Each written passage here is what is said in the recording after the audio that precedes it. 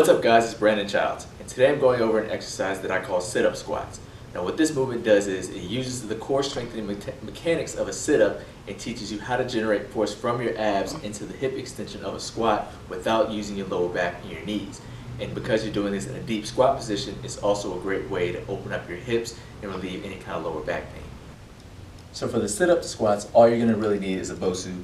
You want to start off sitting on the front edge of it as much as you can with your feet as close to your butt as you can, so that way when you lay back, you're nice and flat and your lower back is flat on the center top of it.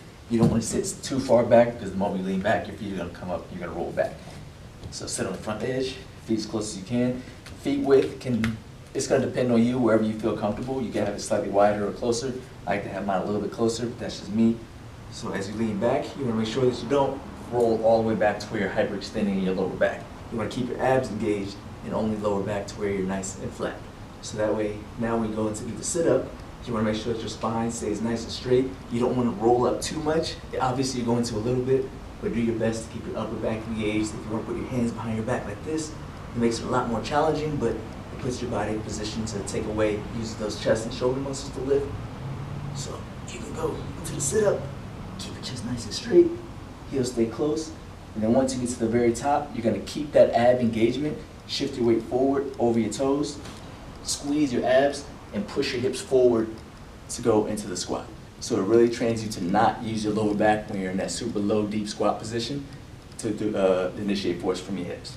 So you go back down to the squat like that, sit down on the front edge, roll back, nice and straight. Try to keep your chest up, spine straight as you can as you sit up. Abs are engaged, squeezing my glutes all the way up to the top. I'm not using my lower back at all. I'm really focusing on generating force from my abs into my hips. And once again, it's really easy to curl and roll up like that. Really try to keep your chest up. Again, you can do your hands behind your head, but it's gonna be a whole lot more challenging. So I just recommend just really trying to lift your chest and put an emphasis on that. And in time, it'll get a lot easier to do the motion that way. Thank you guys for watching. Be sure to like and subscribe. And if you have any questions or requests, make sure you leave them in the comments so that I can continue to make content that will bring out your ultra instinct.